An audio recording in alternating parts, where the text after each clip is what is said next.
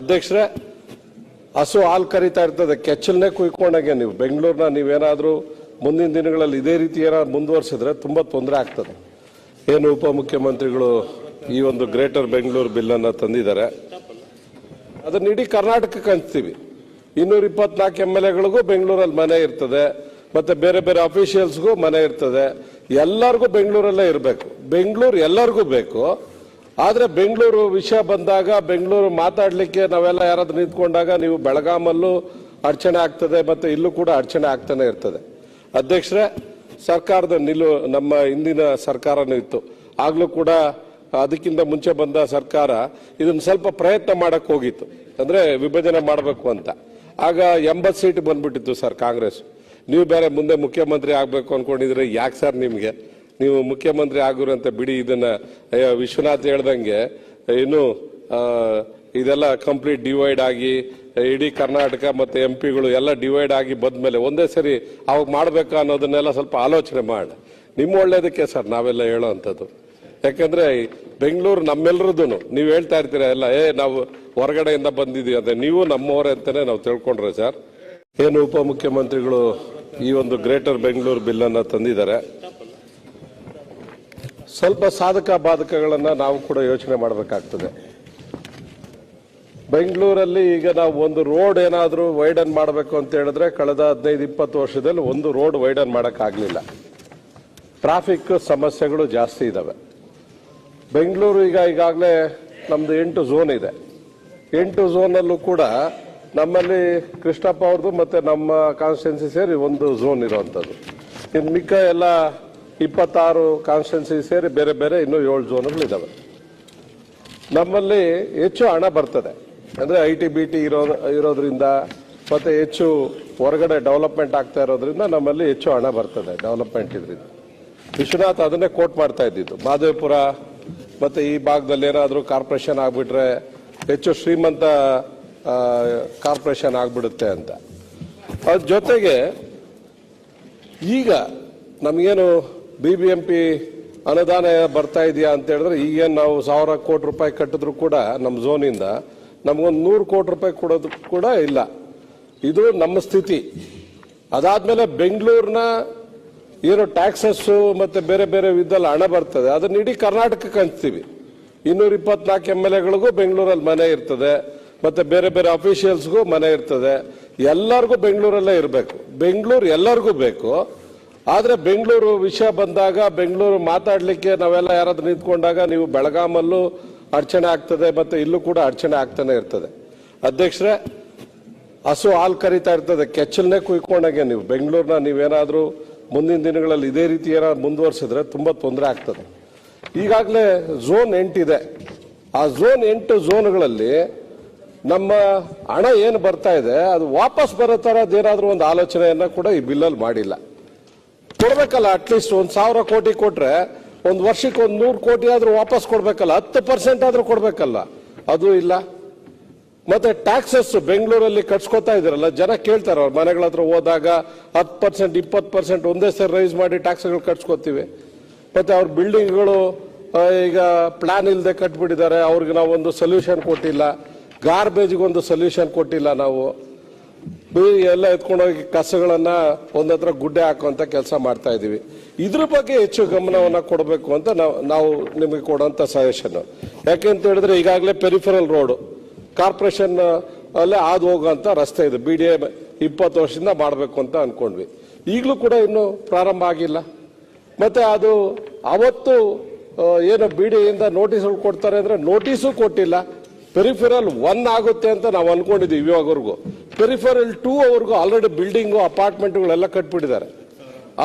10,000 ಮನೆಗಳಿಗಿಂತ ಜಾಸ್ತಿ ಇದಾವೆ, ಅದು ಗೊಂದಲದಲ್ಲಿದ್ದಾವೆ. ಮತ್ತೆ ಇದ್ರ ಜೊತೆಗೆ ನಮಗೆ ಸ್ವಲ್ಪ ಸೇರ್ಸ್ಕೋಬೇಕು ಅಂತ ಹೇಳಿ ಹಿಂದೇನು ಕೂಡ ನಮ್ಮ ಸರ್ಕಾರ ಇದ್ದಾಗಲೂ ನಾವು ಒತ್ತಾಯ ಮಾಡಿದ್ವಿ. Sir, deputy CM sir, LCA electronic city ನಾವು ಅವ್ರು 30 ವರ್ಷ ಅವರಿಗೆ, ನಾನು ಜಿಲ್ಲಾ ಪಂಚಾಯತಿ ಮೆಂಬರ್ ಆಗಿದ್ದೆ ಸರ್ 2003-4ರಲ್ಲಿ. ಆ ಕೃಷ್ಣಪ್ಪ ಅವರು ಆಗಿದ್ರು. ಆಗ ಅವ್ರಿಗೆ 70 ಪೈಸೆ ಇತ್ತು ಸರ್ ಟ್ಯಾಕ್ಸು. ಅವ್ರಿಗೆ 70 ಪೈಸೆ ಒಂದು ಸ್ಕ್ವೇರ್ ಫೀಟ್ಗೆ ಟ್ಯಾಕ್ಸ್ ಇತ್ತು. ಈಗಲೂ ಅಷ್ಟೇ ಸರ್, ಒಂದು 2 ರೂಪಾಯಿ ಇರ್ಬೋದು. ನಾವು BBMPಯಲ್ಲಿ ಎಷ್ಟು ಟ್ಯಾಕ್ಸ್ ಕಲೆಕ್ಟ್ ಮಾಡ್ತಾ ಇದೀವಿ ಸರ್? ಅವರೇ ರಸ್ತೆ ಹಾಕೊಂತಾರೆ, ಅವರೇ ರಸ್ತೆ ತಾರ ಹಾಕೋತಾರೆ, ಮತ್ತೆ ಎಲೆಕ್ಟ್ರಾನಿಕ್ ಸಿಟಿ ಒಳಗಡೆ ಮಾತ್ರನೇ, ಹೊರಗಡೆ ಒಂದು ಪಂಚಾಯತಿಗೂ ಕೂಡ ಡೆವಲಪ್ಮೆಂಟ್ ಮಾಡಕ್ ಬರಲ್ಲ ಸರ್. ಅರ್ಧ ಕಿಲೋಮೀಟರ್ ಸ್ವಲ್ಪ ಹಿಂದಕ್ಕೆ ಬಂದು ಒಂದು ರಸ್ತೆ ಮಾಡ್ರಿ ಅಂದ್ರೂ ಮಾಡಲ್ಲ.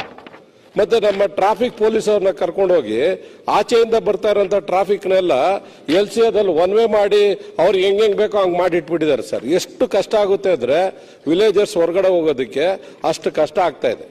ದಯವಿಟ್ಟು ಸರ್ ನೀವು ಫಸ್ಟ್ ಏನಾದ್ರು ಸೇರಿಸ್ಬೇಕು ಬೆಂಗಳೂರಿಗೆ ಏನಾದ್ರು ಜಾಗ ಯಾವ್ದಾದ್ರು ಅಂದ್ರೆ ಎಲೆಕ್ಟ್ರಾನಿಕ್ ಸಿಟಿ ದಯವಿಟ್ಟು ಸೇರಿಸಿ. ನಮ್ಗೆ ಹಣನೂ ಬರ್ತದೆ, ಡೆವಲಪ್ಮೆಂಟ್ಗೆ ದುಡ್ಡು ಬರ್ತದೆ. ಕ್ಷೇತ್ರ ನಂದು ಕೃಷ್ಣಣ್ಣ ಕ್ಷೇತ್ರನೇ ಮೊದಲು ಅದೆಲ್ಲ ಜಿಲ್ಲಾ ಪಂಚಾಯತಿ ನನಗೆ ಬರ್ತಾ ಇದೆ ಸರ್. ಈಗ ಅದೆಲ್ಲ ಕಾರ್ಪೊರೇಷನ್ ಆಗ್ಬಿಟ್ಟಿದೆ. ಸ್ವಲ್ಪ ಅರ್ಧ ಕಾರ್ಪೊರೇಷನ್ ಆಗಿದೆ, ಇನ್ನು ಅರ್ಧ ಹಾಗೆ ಉಳ್ಕೊಂಡಿದೆ. ಎಲೆಕ್ಟ್ರಾನಿಕ್ ಸಿಟಿ ಅಸೋಸಿಯೇಷನ್ ಅವರು ನಮಗೆ ಒಂದು ಕಾರ್ಪೊರೇಷನ್ ಅಲ್ಲಿ ಬರೋಷ್ಟು ಹಣ ಬರ್ತದೆ ಸರ್, ಸರಿಯಾಗಿ ಟ್ಯಾಕ್ಸ್ ಹಾಕಿದ್ರೆ ತಾವು. ಮತ್ತೆ ಫ್ಲೈಓವರ್ ಬಗ್ಗೆ, ಟನ್ನಲ್ ರೋಡ್ ಬಗ್ಗೆ ತಾವು ಹೇಳಿದಿರ. ನಮ್ಗಂತೂ ಬೆಂಗಳೂರಲ್ಲಿ ಟನ್ನಲ್ ರೋಡ್ ಫ್ಲೈಓವರ್ ಮಾಡಿದ್ರೆ ಖುಷಿ ಪಡುವಂತ ಜನನೇ ನಾವು. ಆದ್ರೆ ಇವೆಲ್ಲ ಆಗ್ತದ ಇನ್ ಟೈಮ್ಗೆ? ತಾವು ಪ್ರಸ್ತಾಪ ಮಾಡಿದ್ರೆ, ಹಿಂದೆ ಮಾಡಿರ್ಲಿಲ್ಲ, ಈಗ ತಾವು ಪ್ರಸ್ತಾಪ ಮಾಡಿದಿರ ಬಜೆಟ್ ಅಲ್ಲಿ. ಆದಷ್ಟು ಬೇಗ ಮಾಡಿ. ನಮ್ಮ ಸರ್ಕಾರದ ನಮ್ಮ ಹಿಂದಿನ ಸರ್ಕಾರನೂ ಇತ್ತು, ಆಗ್ಲೂ ಕೂಡ ಅದಕ್ಕಿಂತ ಮುಂಚೆ ಬಂದ ಸರ್ಕಾರ ಇದನ್ನ ಸ್ವಲ್ಪ ಪ್ರಯತ್ನ ಮಾಡಕ್ ಹೋಗಿತ್ತು, ಅಂದ್ರೆ ವಿಭಜನೆ ಮಾಡಬೇಕು ಅಂತ. ಆಗ 80 ಸೀಟ್ ಬಂದ್ಬಿಟ್ಟಿತ್ತು ಸರ್ ಕಾಂಗ್ರೆಸ್. ನೀವು ಬೇರೆ ಮುಂದೆ ಮುಖ್ಯಮಂತ್ರಿ ಆಗ್ಬೇಕು ಅನ್ಕೊಂಡಿದ್ರೆ ಯಾಕೆ ಸರ್ ನಿಮ್ಗೆ? ನೀವು ಮುಖ್ಯಮಂತ್ರಿ ಆಗಿರಂತ ಬಿಡಿ. ಇದನ್ನ ವಿಶ್ವನಾಥ್ ಹೇಳ್ದಂಗೆ ಇನ್ನು ಇದೆಲ್ಲ ಕಂಪ್ಲೀಟ್ ಡಿವೈಡ್ ಆಗಿ ಇಡೀ ಕರ್ನಾಟಕ ಮತ್ತೆ MP ಗಳು ಎಲ್ಲ ಡಿವೈಡ್ ಆಗಿ ಬಂದ್ಮೇಲೆ ಒಂದೇ ಸರಿ ಅವಾಗ ಮಾಡ್ಬೇಕಾ ಅನ್ನೋದನ್ನೆಲ್ಲ ಸ್ವಲ್ಪ ಆಲೋಚನೆ ಮಾಡಿ. ನಿಮ್ಮ ಒಳ್ಳೇದಕ್ಕೆ ಸರ್ ನಾವೆಲ್ಲ ಹೇಳೋ ಅಂಥದ್ದು. ಯಾಕಂದ್ರೆ ಬೆಂಗಳೂರು ನಮ್ಮೆಲ್ಲರದ್ದು ನೀವು ಹೇಳ್ತಾ ಇರ್ತೀರ ಎಲ್ಲ, ನಾವು ಹೊರಗಡೆಯಿಂದ ಬಂದಿದೀವಿ ಅಂತ. ನೀವು ನಮ್ಮವರೇ ಅಂತಾನೆ ನಾವು ತಿಳ್ಕೊಂಡ್ರೆ ಸರ್. ನಾನ್ ಬೆಂಗಳೂರು ಜಿಲ್ಲೆಯವನು. ಅಲ್ಲ ಸರ್, ನೀವು ನಾನು ಬೆಂಗಳೂರು ಅಲ್ಲ, ನೀವು ಬೆಂಗಳೂರು ಅವರೇ ನಮ್ಮವರೇ ಅಂತಾನೆ ನಾವು ತಿಳ್ಕೊಂಡ್ರೆ ಸರ್. ಸಾಹೇಬ್ರು ಸುಂಕದ ಕಟ್ಟೆಯಲ್ಲಿ ಎಲ್ಲ ಹೊರಗಡೆ ಬಂದದ್ದು ಬೇರೆ. ಹೊರಗಡೆ ಅಂದ್ರೆ ನೀವೇನ್ ಬೇರೆ ಸ್ಟೇಟ್ ಇಂದ ಅಂತ ಹೇಳಿದ್ವ ಸರ್? ಬೆಂಗಳೂರು ಜಿಲ್ಲೆಯವನೇ. ಸಂತೋಷ ಸರ್, ಜಿಲ್ಲೆಯವನೇ ನಾನು. ನಿಮ್ ಬೆಂಗಳೂರು ಮೇಲೆ ಪ್ರೀತಿ ಇದೆ ಅಂತ ತುಂಬಾ ಚೆನ್ನಾಗಿ ಗೊತ್ತಿದೆ ಸರ್ ನಮ್ಗೆ. ಒಟ್ಟು ಬೆಂಗಳೂರು ಜಿಲ್ಲೆಲೆ ಸರ್. ಅದ್ ಬಿಟ್ಟು ರಾಮನಗರ ಅಂತ ಆಗಿದೆ ಅಷ್ಟೇ, ಹೆಸರು ರಾಮನಗರ ಆಗಿದೆ. ಇದು ಬೆಂಗಳೂರು ಜಿಲ್ಲೆ, ಇನ್ಕ್ಲೂಡಿಂಗ್ ಸಿಟಿ ಒಳಗಡೆ ಇರೋದು ಬೆಂಗಳೂರು ಜಿಲ್ಲೆ. ಆಮೇಲೆ ಮೆಟ್ರೋದು ಹೌದೌದು, ಇಟ್ ಈಸ್ ಬೆಂಗಳೂರು ಅಲ್ಲಿ. ಅದನ್ನ ಬೆಂಗಳೂರು ಸಿಟಿ ಅಂತ ಮಾಡಿದ್ರಿ, ಅದನ್ನ ರೂರಲ್ ಅಂತ ಆಯ್ತು, ಅರ್ಬನ್ ಡಿಸ್ಟಿಕ್ ಅಂತ ಆಯ್ತು, ಬೆಂಗಳೂರು ರೂರಲ್ ಅಂತ ಆಯ್ತು, ರಾಮನಗರ ಆಯ್ತು ಸರ್. ಡಿಸ್ಟಿಕ್ ಮಿನಿಸ್ಟರ್ ಇದ್ದಾಗ ಫುಲ್ ಈ ಕಾರ್ಪೊರೇಟ್, ಆ ಕಡೆ ಹೆಬ್ಬಾಳು, ಈ ಕಡೆ ಬನಶಂಕರಿ, ಈ ಕಡೆ KR ಪುರಂ ಎಂಟ್ರೆನ್ಸ್, ಈ ಕಡೆ ಇದಿತ್ತು. ಬಿಟ್ರೆ ಮಿಕ್ಕಿದೆಲ್ಲ ಇನ್ಕ್ಲೂಡಿಂಗ್ ಪೀಣ್ಯ ಎಲ್ಲ ನನಗೆ ಇತ್ತು. ಬಿಡಿ ಸರ್, ಎಲ್ಲ ನಮ್ದು ಸುಮಾರು 15 ಲಕ್ಷ ಏರಿಯಾ ಎಲ್ಲ ಕಂಪ್ಲೀಟ್ ಇತ್ತು. ಮುನ್ನತ್ತ ಏರಿಯಾ ಎಲ್ಲ ನಮ್ಮ ಇದಕ್ಕೆ ಇತ್ತು. ಉತ್ರಳ್ಳಿಗಿತ್ತಲ್ಲ ಸರ್, ಉತ್ರಳ್ಳಿನೂ ಇತ್ತು ಸರ್. ನಮ್ಮವರೇ, ನೀವು ಕುಂಭಮೇಳಕ್ಕೆ ಹೋಗಿದ್ದೀರಾ, ಪೂಜೆ ಮಾಡಿದ್ದೀರಾ, ಹಿಂದುತ್ವ ಮಾಡಿದ್ದೀರಾ, ನಮ್ಮವರೇ ಅಂತ ಅನ್ಕೊಂಡಿದ್ದೀವಿ ನಾವು ಸರ್. ಆಮೇಲೆ ಡಬಲ್ ಡಕ್ಕರ್ ಫ್ಲೈಓವರ್ ಬಗ್ಗೆ ಹಿಂದೆನೂ ಕೂಡ ತಮ್ಗೆಲ್ಲ ನಾವು ಸಜೆಷನ್ ಮಾಡಿದ್ವಿ ಸರ್. ಕಾರ್ಪೊರೇಷನ್ ಏರಿಯಾದಲ್ಲಿ ಏನು ನಮ್ಮ ಔಟರಿಂಗ್ ರೋಡ್ ಇದೆ, ದಯವಿಟ್ಟು ಮೆಟ್ರೋ ರೋಟಿಗೆ ಇನ್ ಸ್ವಲ್ಪ ಸರಿಯಾಗಿ ಮಾತಾಡಿ ಸರ್. ಎಲ್ಲೆಲ್ಲಿ ಫ್ಲೈಓವರ್ಸ್ ಇನ್ನು ಸ್ವಲ್ಪ ಪೆಂಡಿಂಗ್ ಇದೆ ಅಲ್ಲಿ ಡಬಲ್ ಡಕ್ಕರ್ ಹಾಕ್ಲಿ ಸರ್. ಇಲ್ಲ ಅಂದ್ರೆ ನಮ್ಗೆ ತುಂಬಾ ಸಮಸ್ಯೆ, ಲ್ಯಾಂಡ್ ಅಕ್ವಿಸೇಷನ್ ಇವೆಲ್ಲ. ಯಾಕಂದ್ರೆ ಮೆಟ್ರೋಗೆ 1:3 ನಾವು ದುಡ್ಡು ಕೊಡ್ತೀವಿ ಮಾರ್ಕೆಟ್ ರೇಟು. BBMP ಏನಾದ್ರು TDRಗೆ ಬೆಲೆ ಅಂತೂ ಇಲ್ಲ ಸರ್. ತಮಗೂ ಕೂಡ ಗೊತ್ತಿದೆ, TDR ಬ್ಯಾಂಕ್ ಮಾಡ್ತೀವಿ ಅಂದ್ವಿ, TDR ಯಾರಾದ್ರೂ ತಗೊಂಡೋಗಿ ತೋರಿಸಿದ್ರೆ ಬೈದು ವಾಪಸ್ ಕಳಿಸ್ತಾರೆ. ನಮ್ಗೆ ಯಾವ ರೋಡು ಅಗಲೀಕರಣ ಆಗಕ್ಕಾಗ್ಲಿಲ್ಲ. ಮತ್ತೆ ಈ ಬಿಸ್ನೆಸ್ ಕಾರಿಡಾರ್ ಸರ್, ಆಗ್ಲೇ ನಿಮ್ಗೆ ಹೇಳ್ತಾ ಇದ್ದೆ, ನೀವು ಆ ಕಡೆ ಇದ್ರೆ ಪೆರಿಫಲ್ ರೋಡ್ 1 ಅಂತ ಮಾಡಿದಿರಲ್ಲ ಸರ್, ಈಗ 2ನ ನೀವು ಮಾಡಬೇಕು ಅಂತ ಈಗ ಮಾಡಲ್ಲ ಅಂತ ಹೇಳಿದ್ರೆ ಈಗೇನ ಮತ್ತೆ ಮಾಡಬೇಕು ಅಂತ ಮುಂದಕ್ಕೆ ಕೊಟ್ಟಿದ್ದೀರಾ. ಅಲ್ಲಿ ಎಲ್ಲ ಬಿಲ್ಡಿಂಗ್ಸ್ ಆಗ್ಬಿಟ್ಟಿದೆ ಸರ್, ಕಂಪ್ಲೀಟ್ ಅಪಾರ್ಟ್ಮೆಂಟ್ಸ್, ಒಂದು 10,000 ಮನೆಗಳಾಗ್ಬಿಟ್ಟಿದೆ. ಸರಿಯಾಗಿ ನೋಡಿ ಸರ್, ಪಾಪ ರೈತರು ಕೂಡ ತುಂಬಾ ಜನ ಅಲ್ಲಿ ನೀವು ಅಪ್ರೂವಲ್ ಕೊಡಲ್ಲ BDAಯಿಂದ, ಮತ್ತೆ ಏನಕ್ಕೂ ಕೊಡೋದಿಲ್ಲ ಸರ್. ಹಾಗೇ ಇದೆ, ಒಂದು 20 ವರ್ಷದಿಂದ ಹಾಗೇ ಇದೆ ಸರ್. ಇಲ್ಲ ನೀವು ಮಾಡ್ತೀವಿ ಅಂದ್ರೆ ರೋಡ್ ಮಾಡ್ಬಿಡಿ, ಇನ್ನೊಂದು 10 ವರ್ಷ ಆದ್ಮೇಲೆ ನೀವು ಲ್ಯಾಂಡ್ ವ್ಯಾಲ್ಯೂ ಅದೆಲ್ಲ ತುಂಬಾ ಸಮಸ್ಯೆ ಆಗ್ತದೆ ಸರ್. ಆ ಪೆರಿಫೆರಲ್ ರೋಡ್ ಬಗ್ಗೆ, ಬಿಸ್ನೆಸ್ ಕಾರಿಡಾರ್ ಬಗ್ಗೆ ಸ್ವಲ್ಪ ಒಂದು ತೀರ್ಮಾನ ತಗೊಳ್ಳಿ ಸರ್. ನೀವು ನಮ್ಮ